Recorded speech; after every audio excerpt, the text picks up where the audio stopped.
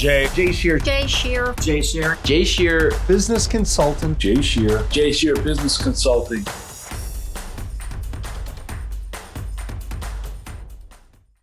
Welcome. I'm Jay Shear with Jay Shear Business Consulting. We build solid foundations for service-based businesses to grow and scale and achieve the results and success they deserve. And you've joined Business Minds Coffee Chat. Stephen Covey said, "Your power to choose your direction of your life allows you to reinvent yourself, to change your future, and to powerfully influence the rest of creation." Well, on today's episode, we're going to talk about transformation in reinventing ourselves, resiliency, the power of kindness, using our voice to make an impact, growing a community, and more. Our guest is the host of the Pirate Broadcast, founder of the Pirate Syndicate, a live streaming and content production solution, and a man who lives his mantra, kindness is cool, smiles are free. Please welcome Russ Johns. Russ, it is so good to see you. Thank you very much for joining us today. I'm going to have to steal that intro. It's yours, my friend. You are welcome to it. I love it, Jay. Thank you so much. I'm humbled by the opportunity to come and connect and hang out with you and talk about, whatever we decide is important today for this moment. That's what it's about, Russ. It is about the moments, and I'm excited about this conversation. So let's jump right in. I thought a good starting point to give all of our listeners some context around who you are, what you've experienced, the different things that have shaped who you are today and the work that you do would be for you to share a bit about your backstory. So let's open the conversation up with that, if you will. You bet. Jay, I was for years a musician, played professionally, traveled around the country and had an amazing opportunity to have people enjoy the outing and the music and everything that I did. And I loved that. That was my first love. And in 1987, I fell 3 stories and shattered my arm and was in rehab and reconstruction and surgeries to save my arm over a period of 2 years. And what that did was, 1 minute I was a musician playing out and doing some things and, working some side jobs. And next thing I knew, I was in advertising and falling off a billboard. So that took me down a path of, deciding to settle down a little bit, raised a family, and got into technology and, content creation and pushed that through. And what it taught me, Jay, was that no matter what life delivers to us, no matter where we are in our journey, there are going to be opportunities for us to change and evolve. And sometimes that change and evolution is by our choice, and sometimes it's by choice and circumstance. And so with that event, it led me down a path of realizing that whatever happens to me, I'm resilient. I'm going to continue to take it on, decide that, okay, what do I need to do? How do I need to deal with it? And that I can move forward and survive. And it's made a difference in my life, and that philosophy and that thought has carried me forward through multiple events, not necessarily all happy, not necessarily life-threatening, and sometimes reflecting on who I am and what I'm doing with things, and then moving forward and taking ownership and responsibility for where I'm going. So it's been a journey. And that journey continues. And, you talk about resiliency, you talk about the experiences that we have. And we know that our lives are made up of our experiences. And I'd like to go back a little bit further for a moment, if we can. I'm curious if, in your youth, were you a contemplative type individual? Because you certainly are today. And I'd love to hear what life was like growing up, and if that's something that was part of your DNA. Jay, full transparency, and I haven't really talked about this with anyone. So I'm the second of six kids. Lower middle class. Dad was in construction. My Saturdays were spent going to a construction site and cleaning and pushing broom. The first money I remember earning as a child was, I was probably 5 or 6, and I was pushing a broom on a construction site, and the owner came up and gave me $5. I thought I'd won the lottery. And I wasn't into sports. I attempted to play football one year, and for whatever reason, I really didn't know all the rules.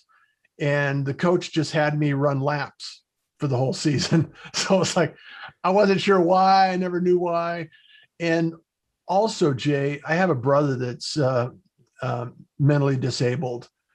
And so I was always in a position of protecting the underdog, looking out for the person that was not necessarily able to look out for themselves or help themselves out. And it really made an impact on my life about, you don't know what other people are going through. You don't know who they are. You don't know, what's taking place in their world. And I just remember in 5th grade, for whatever reason, it was between 5th grade and high school. It seemed like I was always in a conflict, getting in fights, helping, because people were getting picked on. The bullies were being bullied or bullying other people, and I would stick up for someone. So I'd always end up in a fight.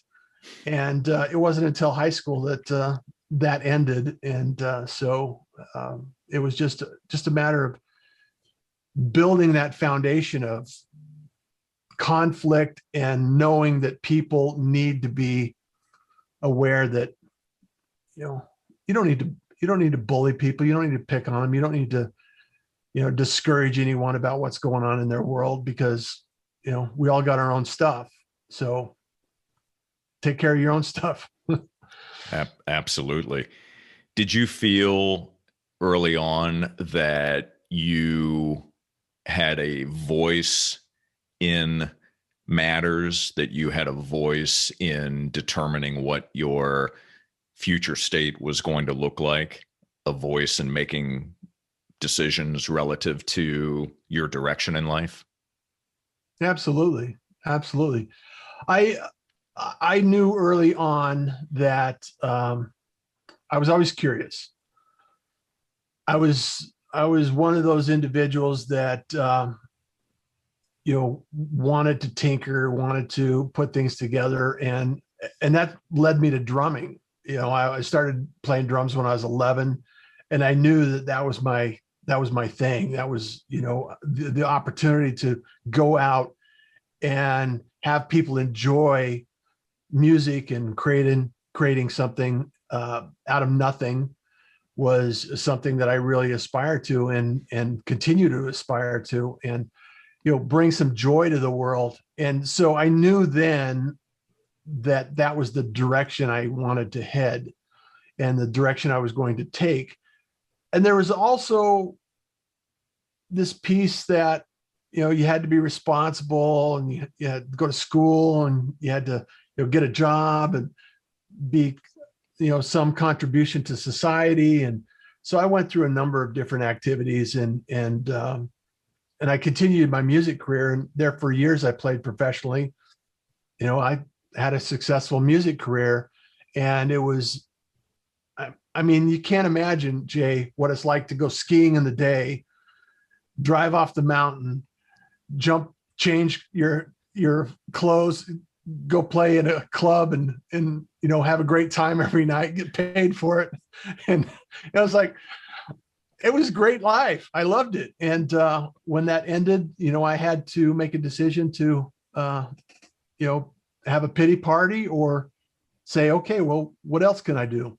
And so I've continued to be involved in music. In fact, recently I finished creating 90 tracks of music, a track a day. I did a little challenge, a track a day for 90 days.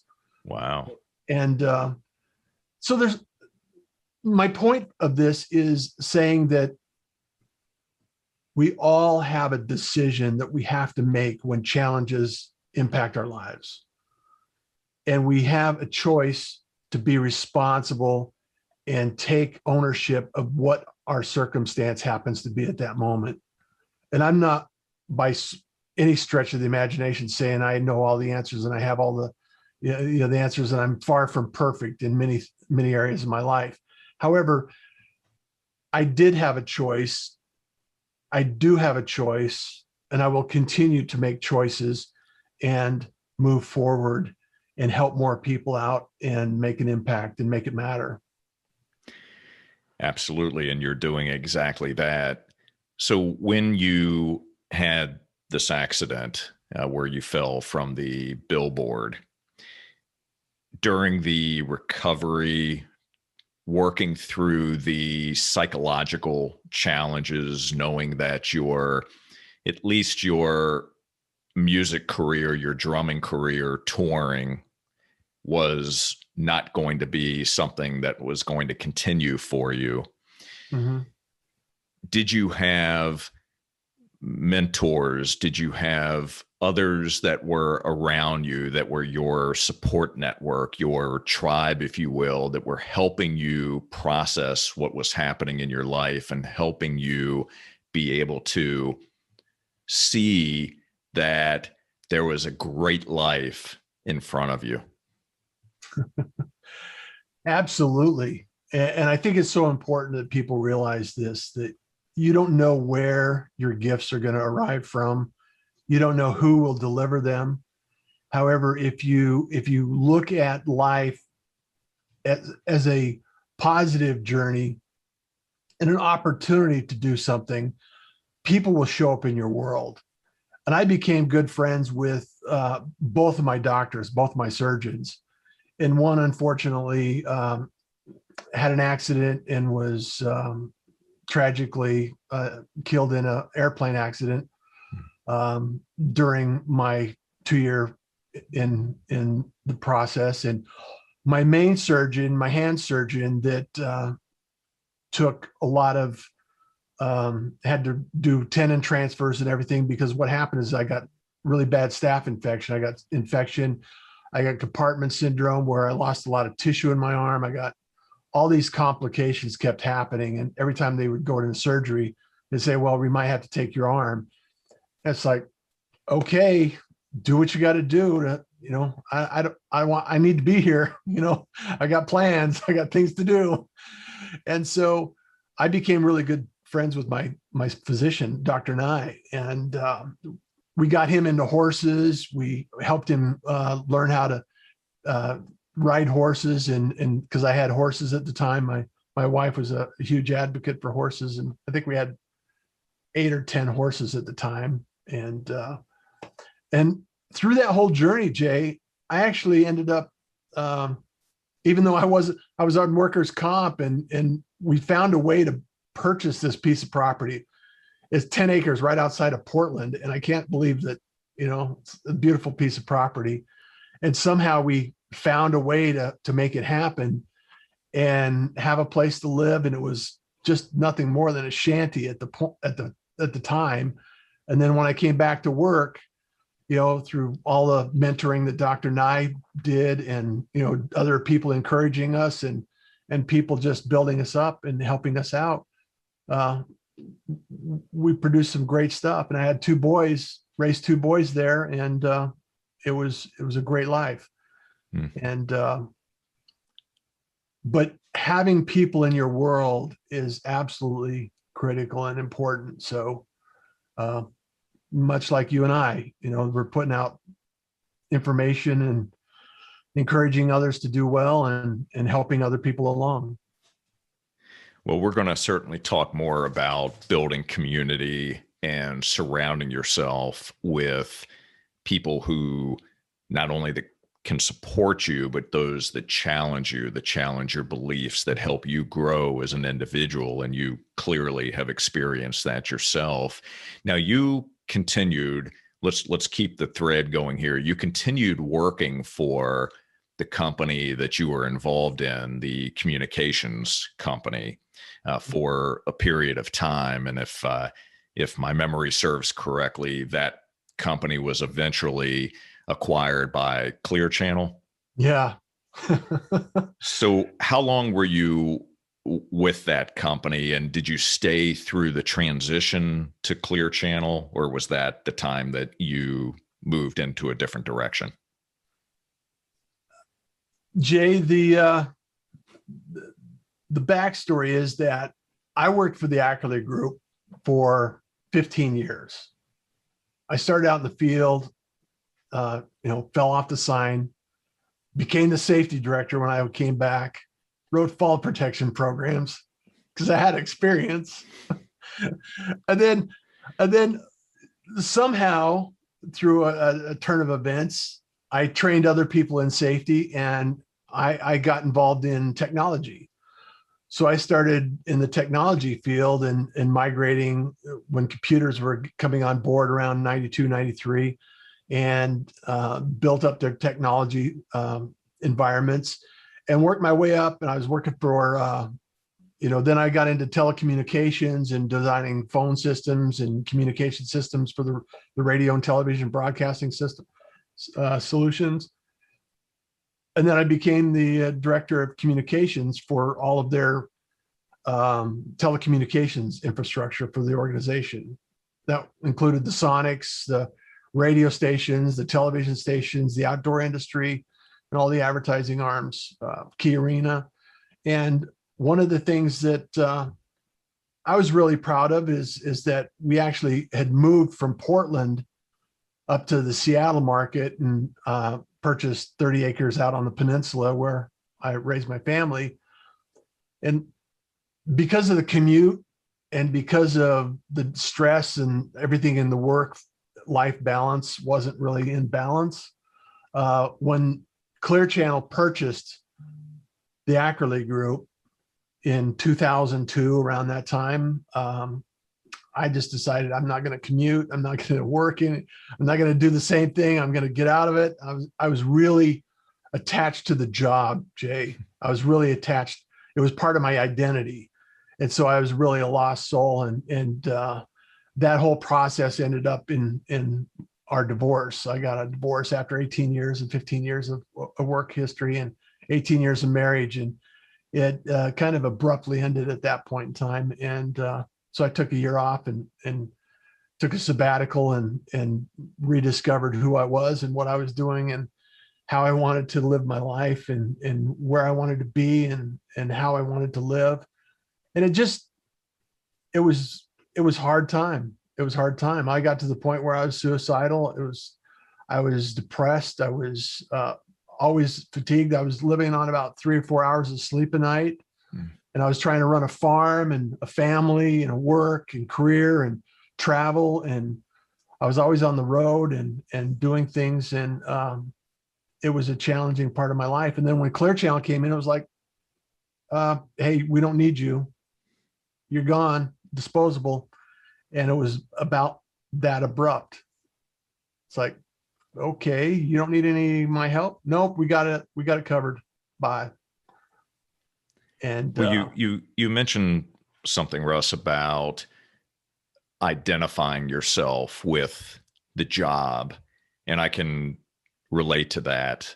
Mm-hmm. I spent 30 plus years in various corporate positions and absolutely identified my self-worth to the job that I did and the results that I delivered. So I feel you on that. Mm-hmm. When you left the company and you took that sabbatical to discover yourself, what did you find out? What did you learn about you? I learned that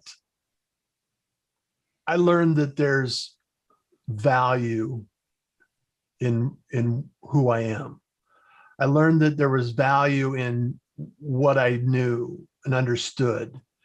And I learned that no matter what, just like going back to when I fell, no matter what happens to us, even though there's pain and grief, separating from some part of your identity, you have to pick yourself up and decide that you're going to move forward and you're going to learn what needs to be in place in your life next, and continue to thrive in whatever environment you're tossed into.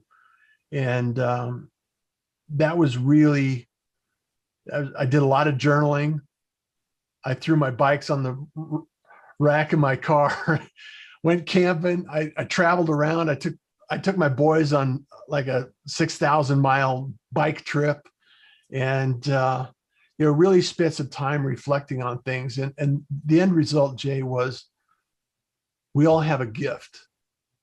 We all have a message.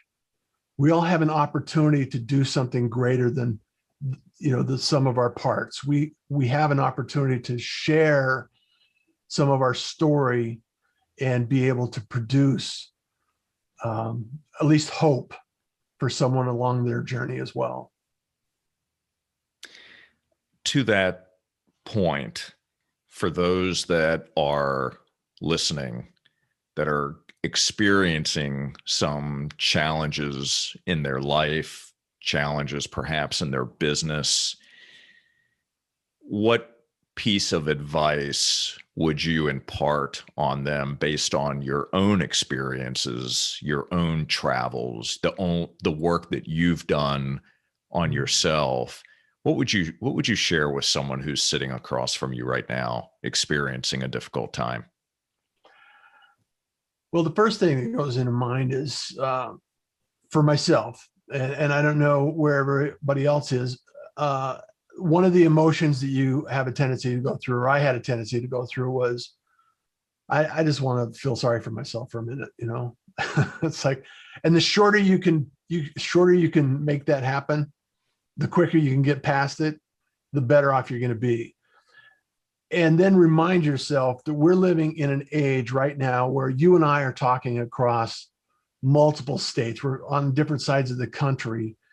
And I've had conversations with people around the world. I've built relationships with people around the world. And we're living in the most incredible time in history. In the history of humanity, we've never been able to have conversations like this on a regular basis.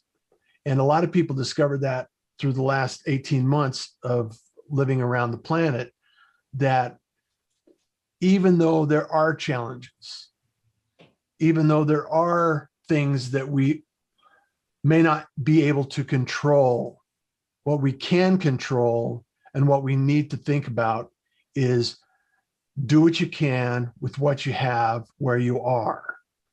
And we are living in the most incredible age right now where you can actually start a business with a phone. You can actually start broadcasting. You start building relationships. You can start doing introductions. You can ask questions. You can reach out and have people help you decide what is most important to your future, your goals, your life, and make sure that you ask those questions and do it in a way that you're open to opportunity rather than staying in a place of scarcity. Because it's so critical that you think about what the opportunities are rather than what the limitations are. Fear and faith have the same opportunity. You have to still believe in something that is not able to be seen, heard, or felt. And you just have to lean into it and have the idea that you can do something incredible. Beautifully said.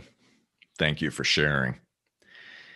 So, walk us through the impetus for starting Pirate Broadcast. Where did that come from? Share with us the genesis behind the name itself, and how has that impacted and changed your life as well as those that are touched by its creation? Jay, the funny thing about it is in radio, historically in the industry, there's certain regulations that have to be in place for you to operate a radio station. And if you're broadcasting without permission, you're labeled a pirate broadcaster. And so a lot of people may not know that if they're not in the industry. And so the other thing about it is, you've heard the term, if you're either on the bus or you're off the bus.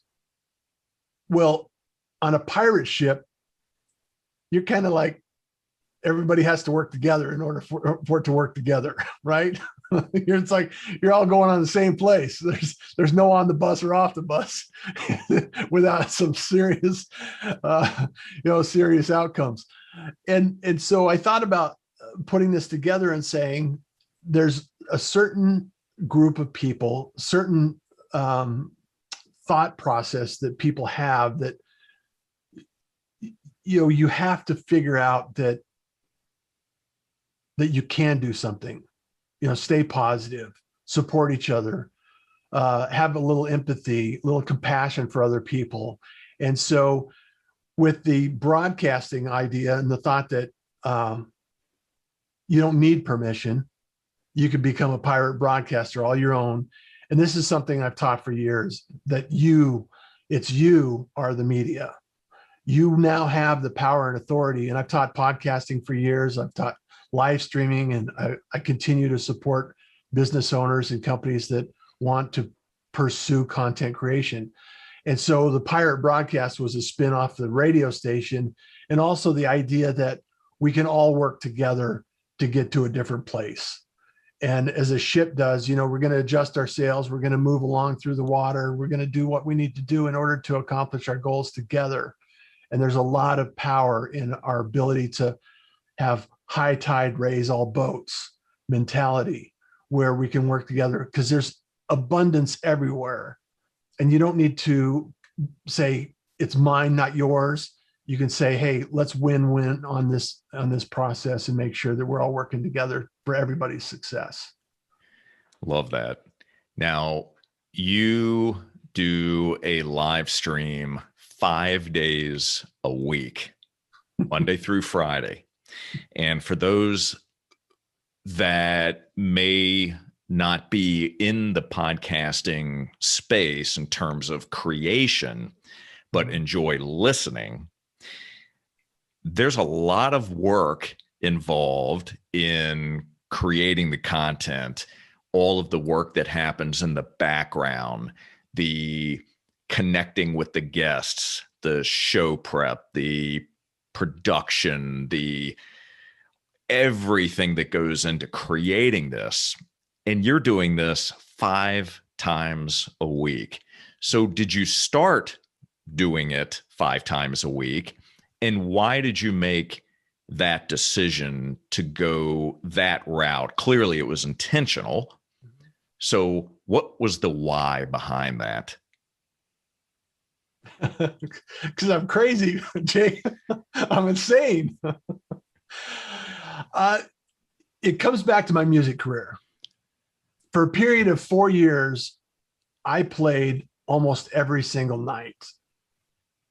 And on, for many, many years, I played at least 4 nights a week, most times 5 and 6 nights a week. And for me, it's kind of like the rhythm of life.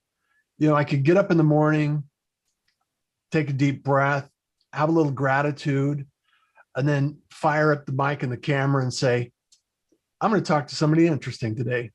I'm going to talk to someone interesting, doing some interesting things. interesting people doing interesting things. That's the tagline. And what it does is it sets the tone for the rest of my day.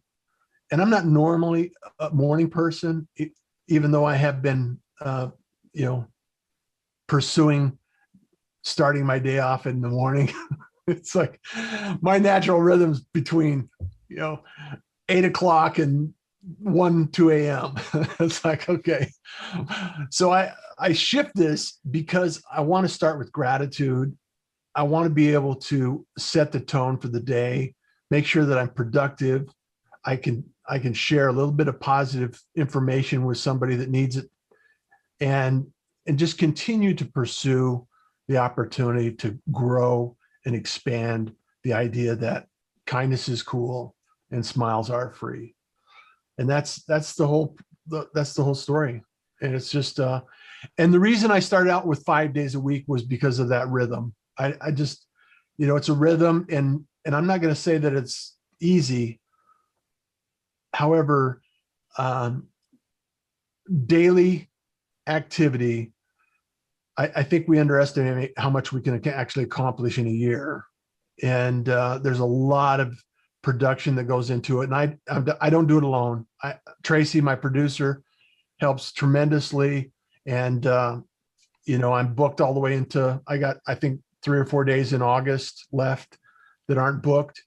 And so I built this process. I built this whole infrastructure and process to remove the friction, optimize the process, and get people on the show, get them booked, make them comfortable, make sure that they have everything they need to be on there at the right time. And because of that, that's part of the whole Pirate Syndicate concept, is being able to produce that result to other people that want to create content for their business. Yeah, it really is amazing what you have not only been able to accomplish, but the structure that you have. And I know from firsthand experience as a guest on your show, what goes into that process and what it's like, what the experience is like for the guest, the level of communication, the amount of media presence that you have, the way that you promote the shows, the way that you highlight your guests. It's incredible. And you've really set the bar high, which is something that I greatly appreciate. And I would love it if you would speak to processes and systems and automation and delivering an incredible customer experience, those sorts of things for our community who's listening right now, because this translates way beyond podcasting, right? This is about building the structure of your business so you can do the right things in a repeatable fashion that lead to better outcomes. So kind of talk through what that part of the journey has been like for you, what you've learned, things that you're still learning, and share some valuable lessons through that experience with us. Well, Jay, as you know, being a business coach and somebody that works with business owners all the time, the one thing that we can do to improve our business is create systems that we can duplicate and delegate. And so if, much like the franchise world, when you go into a McDonald's, that the cheeseburger that you get from Florida is probably going to be very similar to the one you get in North Dakota or Arizona. And that's because they have developed systems that optimize the training process, the duplication of efforts, the optimizing of the solution and the systems that go into there. And from my corporate background and operating teams of engineers and project management and, knowing and understanding what we can do to break down a task and how we can separate it out and document that process, delegate that process, and then optimize that process. It really assists and supports the idea that you can move faster without risk. You can reduce the risk as you're going forward. And there's things that people have to do and then there's things that we can optimize and automate. And wherever you can find a process that you can automate or build a system around, that's something you don't have to think about as a business owner. That's something you can know that, okay, there's a process for this, and we'll review it every year to make sure that, whatever is happening in the business is supported, make sure that people are still comfortable with the idea and the process. And it goes back to years of, the Industrial Revolution and all of the things that we do to continue to improve. And, it was part of my project management experience and part of my technology experience and part of running teams and making sure that everybody knew what needed to be done and what the goal was at the other end. And when you have that in place and it all works, it's magic. And I think as any business owner can understand and appreciate that. So. Yeah, I would agree with you on that point. And you said something a moment or two ago that really resonated with me, and it was about removing friction. Mhm. So looking at your business and looking at those areas that today create or cause friction, what can we do to look at our business, to look at the systems, to look at our processes differently so we remove that friction, create a much better experience, and to use your words, something that's repeatable and that's scalable as well. So I really can't emphasize enough how impressed I am with what you've been able to build, just knowing some of the nuances of this particular industry. So I'm in awe of what you're doing, and I give you a tremendous amount of credit. I want to talk about guests for just a moment.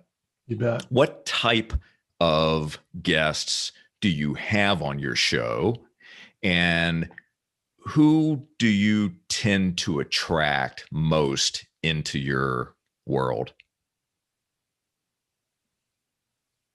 Well, I'll give you an example. Today's Tuesday. I had a guest on this morning. He was a former priest, executive director to a large hospital that I'm actually doing some client work for in New York, Langone, one of the New York's largest hospitals. And yesterday I had a former somebody that was in a cult that had escaped a cult that was just amazing individuals. So the variety of people that I have could be business owners, billionaires, inventors, people that deal with mindset and entrepreneurship, and a lot of business owners that deal with life in general. And a lot of people gravitate toward, I would suggest, mindset and marketing would be two categories that really come top of mind. And a lot of my guests, Jay, are people that have been introduced to me, or people say, hey, Russ, this person is really interesting. You should interview them. And I just say, hey, so-and-so said you should be interviewed by the Pirate Broadcast. You interested? They say yes or no, or whatever they respond. And then we make the connection. And as and experience, then I send a request out, and it's a process. And once you're in there, you can decide what journey you want to take. And it's totally up to you.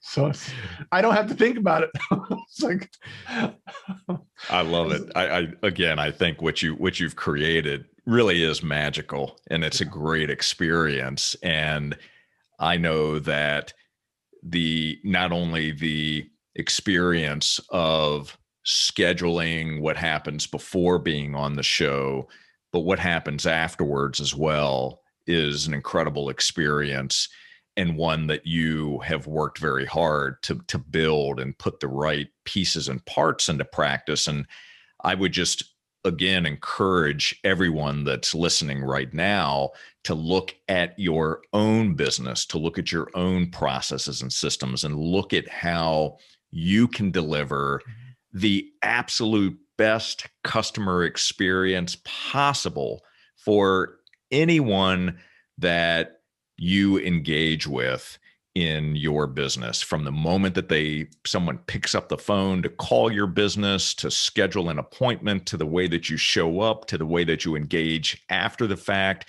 invoicing. Every area is an opportunity to create a magical experience. Would you agree with that, Russ? 100%, absolutely positive.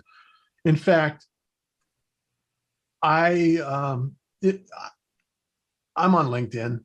A lot of people that know me from LinkedIn, probably, possibly. And the DMs are famous for me to just drop in and say, hi, how you doing? What's going on? And anytime you can surprise, I'm a huge fan of Dub. In fact, I'm putting together courses all the time to teach this platform that I love. And I could drop a video in an email and send it out, and I can produce results, and I can, just surprise people. Send them a text message and say, hey, I hope you're doing well. Just let people know that they matter. Just let people know that you're thinking about them. And it doesn't have to be a big effort. It doesn't have to be a production. It can be just part of the process. And, little simple things like doing they call it a text editor or something that you can actually do a shortcut and it'll do a paragraph. It doesn't mean that it's automated. It doesn't mean that it's automatic and spammed out. What it means is it's a tool to optimize your time. After losing a lot of my functionality on my right hand and being right-handed, typing was never something I was good at in the first place. So any tools like that I can use to kind of help along the process to make it easier to connect with more people and stay in touch and contact. It's really a valuable thing to think about. And these things I like to share with other people just randomly. And you can do screen captures, Jay, and you can do a recording. People will say, well, how did you do that? Or how did you do that little GIF? Or, how did you do that? And I'll jump on Canva and do a screen recording and send it to them. If people ask me about how I do things and I get it a couple of times, typically I create a course on it, or I'll create a little session on it and share it out. And little things like that you can share. It's not taking anything away from anyone. It's not, you're not losing any revenue. It's not, anything that people do, but what it does is incredibly powerful because it builds your authority on a resource to arrive and come to and say, I think Russ can help me, or I think Jay can help me because he's been so helpful in the past. And I think he's probably somebody I can talk to, and be open to that opportunity, and people will show up. And the more you put yourself out there, your personality, your brand, your business, and people meet me and I'm the same person as I am on camera, same person. And I'll help you. I'll help anyone. And that comes through. And as long as you can keep that process up, you're golden. Well, it does come through. It comes through loud and clear. And I've seen that in action more than one time. And you are definitely a giving person. And it reminds me, and I've used this quote before, but the great late Zig Ziglar, who said, you can have everything in life you want if you'll just help enough other people get what they want. Yeah. And it's so true. It goes back to doing without the expectation of receiving something in return. The law of reciprocity is there. Mm-hmm. And you've seen that when you serve others, when you give of yourself, people want to work with you. They'll come back around at their own time, right? When it makes sense for them. But I love that. I love that servant heart type philosophy and way to live. I think it's incredible. Russ, what words would you use to describe yourself?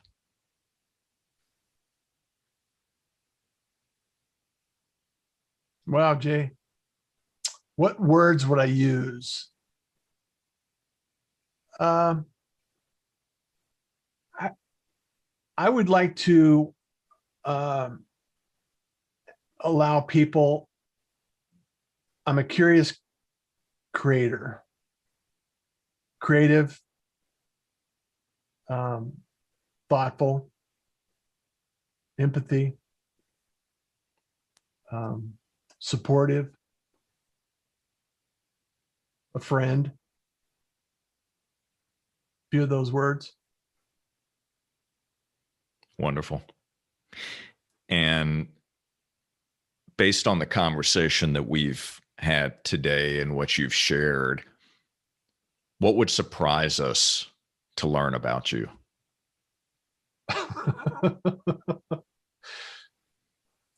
The surprising thing that, or something that people are very surprised about is that of how many different life experiences I've had. And, I've been a farmer, I've been a firefighter, I was an EMT at one point in time. I've been a musician. I even worked on ranches and hauled hay, and I've had over 100 animals on my farm at one point in time, and llamas, chickens, cows, horses, pigs, all kinds of animals. And I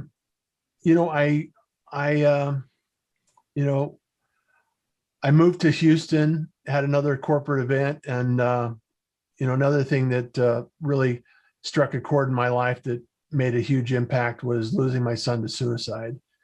And so a little over 3 years ago, he took his own life, and that led me to make sure that I was here caring for my parents and the rest of my family, to make sure that I made an impact on their life and I was there for them.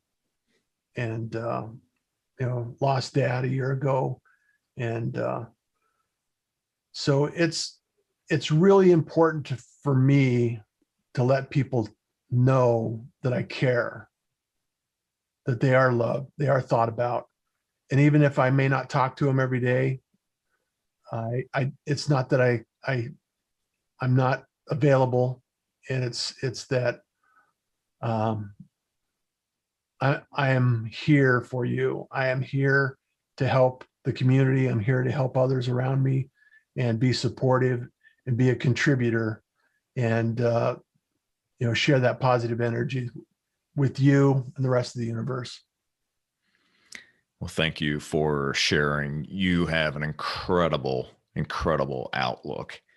And I love being in your sphere and receiving what you put out. And as you know, we attract who we are, we attract what we put out. Mm-hmm. And I know you're attracting amazing people into your life. So before I ask my final question to you, what overarching message would you like to leave our audience with? Well, the one that I always leave every day is kindness is cool and smiles are free. And it's purposeful, and there's meaning behind it. And it's not just a catchphrase that I can hook to a hashtag. It means that every day there's someone in your life, there's someone in your world that may be feeling overwhelmed, misunderstood, invisible, and challenged. And if you can inspire one person to be a little bit better and improve a little bit more than they were yesterday, make the effort, because it's worth it. Hear, hear from your lips. Where can we go to connect with you? Just go to russjohns.com. Find me on LinkedIn, connect with me on social, and let me know that you're reaching out from Jay and the show today. Happy to Perfect. connect. Wonderful. And I know you will. And we'll link to all of your social channels, your website on the show notes. And here's my final question to you. So, what is one of the greatest gifts that life has given you that you didn't realize at the time?